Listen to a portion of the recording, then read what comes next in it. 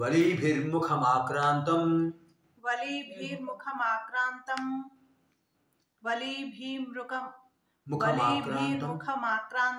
ఫలితేనాంకితం శిరః ఫలితేనాంకితం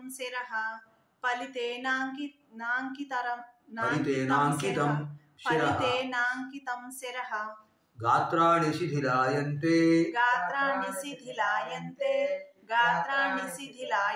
తృష్ణైకాతరుణాయతే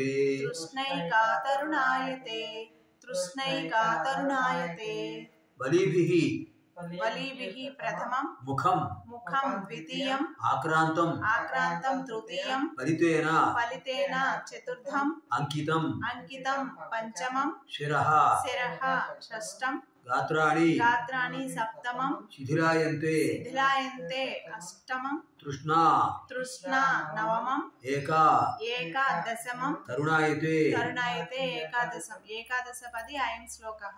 ఈ శ్లోకంలో 11 పదాలు ఉన్నాయి.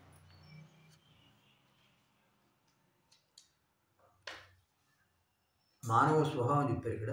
మానవులకు ఉండే ఒక ప్రవృత్తి. వలీభిః ముఖం ఆక్రాంతం, వృద్ధాప్యం వచ్చేసింది. ముఖం అంతా కూడా వలీభిః ముడతలతో ఆక్రమించబడింది. ముఖమంతా ముడతలు వచ్చేసి. శిరః తల పరితేన జుట్టు నరవడంతో అంకితం అయిపోయింది. తల తెల్లబడింది. గాత్రాణి శిథిలాయంతే, గాత్ర అంటే అవయవాలు శిథిలాయంతే, శరీరం అయిపోతున్నాయి. చెప్పిన వాటి వెంటలేదు, చేతులు కాళ్ళు.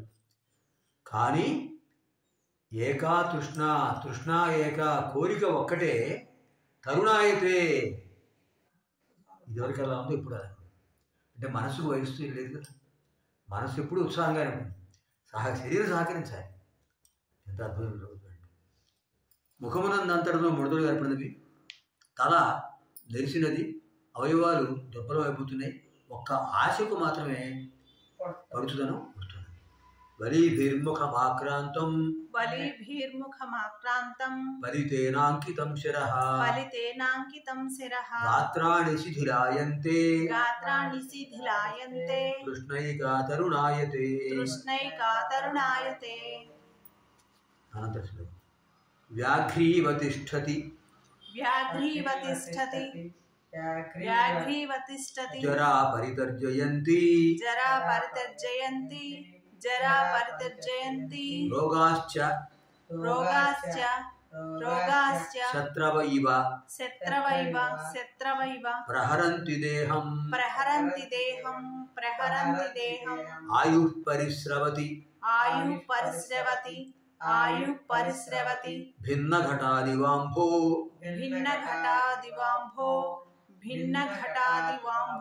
లోకస్తథా వ్యహితమాచరతి ఇతి చిత్రం.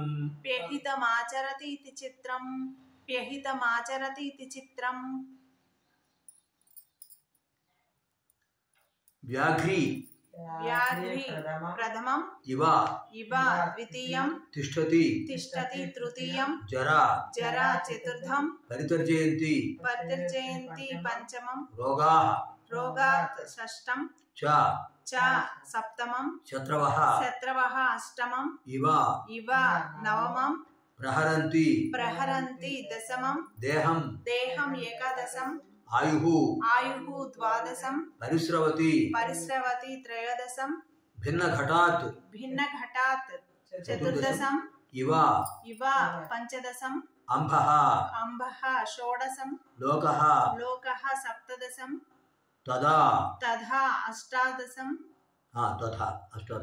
అపి ఏకోనవింశతి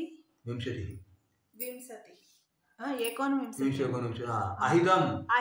వింశతి ఆచరతి ఏకవింశతిః ఇతి ద్వావింశతిః చిత్రం త్రయోవింశతిపది అయం శ్లోకః. 23 పదాలు. జర అంటే ఏంటమ్మా? ముసలితనం, వృద్ధాప్యం. వ్యాఘ్రీవ ఆడపులి వలె పరితర్జయంతి తిష్టతి, బెదిరిస్తూ ఉన్నది. ఎంత బాగా అయిపోయింది. ఇది ఉపకారం కట్టాడు, ఉత్ప్రేక్ష. ఆడపులి ఎందుకు చెప్పారంటే మగపులి కంటే ఆడపులికి బాగా పగ తీర్చుకునే తత్వం ఉంటుంది. అంచేత పైగా ఇంకొక విశేషం అంటే జర అనేది స్త్రీలింగం అమ్మ, స్త్రీలింగ పదం. విశేషణ విశేషాలు సమాన లింగ విభక్తి వచనాల్లో ఉండాలి వ్యాకరణ సూత్రం. అయితే జర అనేది స్త్రీలింగ పదం కనుక వ్యాఘ్రం పెట్టారు, అంతకంటే వెళ్ళలేదు. జర వృద్ధాప్యము వ్యాఘ్రీ ఇవ ఆడపులి వలె పరితర్జయంతి బెదిరిస్తూ భయపెడుతూ తిష్టతి ఉన్నది, ఎదురుగా అనిపిస్తుంది. చ మరియు రోగాహ రోగములు వ్యాధులు శత్రవహ ఇవ శత్రువుల వలె దేహం ప్రహరంతి శరీరాన్ని కొడుతున్నాయి. ఒక్కొక్క వ్యాధి ఒక్కొక్క దెబ్బేస్తున్నాయి. ఇంకా ఆయుర్దాయము భిన్న ఘటాత్ చిల్లులు పడిన కుండలోంచి అంబహ ఇవ నీరు వలె పరిశ్రవతి గడిచిపోతుంది. చిల్లులు పడిన కుండలోంచి నీళ్ళు ఎలా పోతుంటాయి ఒక్కొక్కటి, ఆయుర్దాయం ఒక్కొక్కటి గడిచిపోతుంది. తథా అపి అయినప్పటికీ ఇన్ని ప్రమాదాలు చూస్తూ తెలుసు, అయినప్పటికీ చూస్తూ ఉన్నప్పటికీ లోకం అంటే ఎవరు? లోకంలో ఉన్న ప్రపంచంలో ప్రజలు, మనుషులు, మానవులు అహితం ఆచరతి ఇతరులకు అపకారమే చేస్తున్నారు. ఇది చిత్రం, ఎంత విచిత్రం కనిపిస్తుంది, అయినా అపకారం చేస్తున్నారు. ముసలితనం జడిపిస్తూ అపకారు శత్రువులాగా శరీరం మీద దెబ్బతీస్తున్నాయి. ఆయుర్దాయం చిల్లులు పడిన కొండలోంచి నీరులాగా పోతుంది. అయినప్పటికీ జనులు అపకారమే చేస్తున్నారు. ఏమి ఆశ్చర్యం! వ్యాఘ్రీవతిష్ఠతి జరా పరితర్జయంతి రోగాశ్చ శత్రవ ఇవ ప్రహరంతి దేహం ఆయుః పరిస్రవతి భిన్న ఘటాదివాంభో లోకస్తథాప్యహితమాచరతి చిత్రం. లోకస్తథాప్యహిత ఆచరతి చిత్రం. చివరి శ్లోకం. వయమిహ పరితుష్టాః వల్కలైస్త్వం దుకూలైః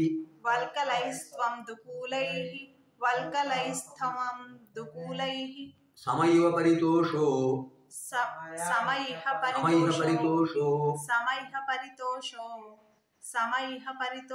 నిర్విశేషో విశేషః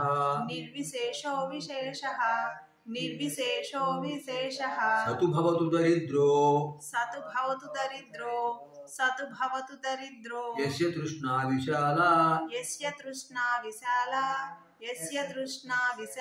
మనసి చ పరితుష్టే కోర్థవాన్ కో దరిద్రః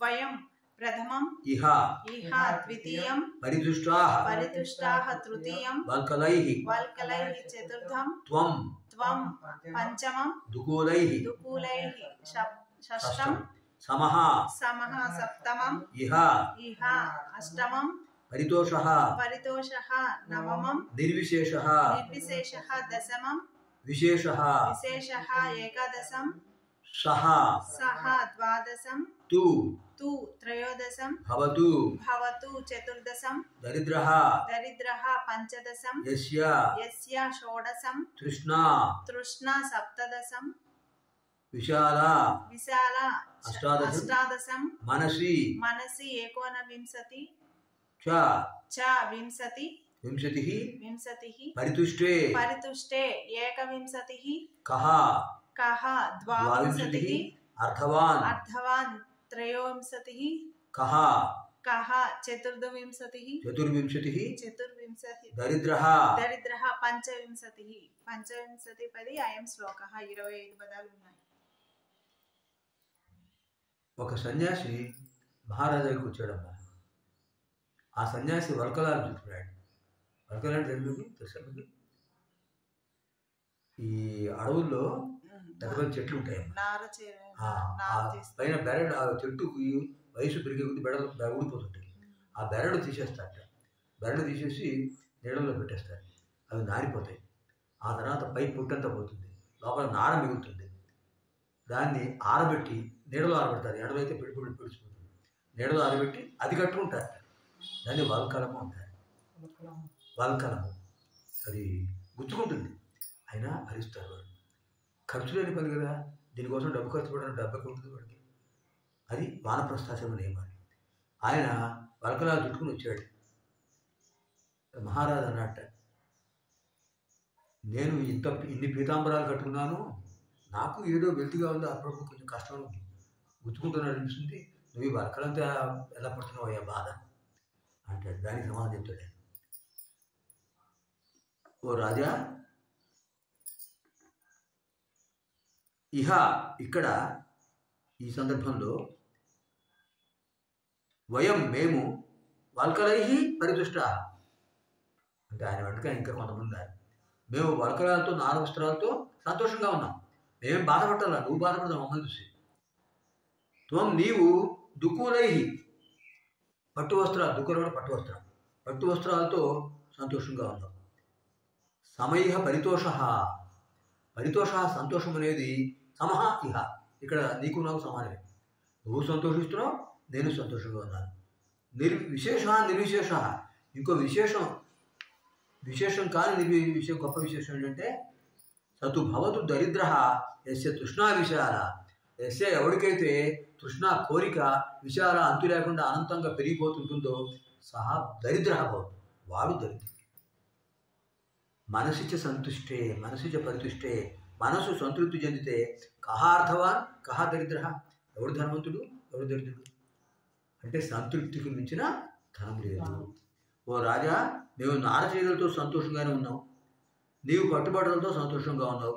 మన ఇద్దరికీ సంతోషం సమానంగానే ఉంది, హెచ్చుతోకు లేవు కదా. ఇంకా అసలు విషయం ఏంటి,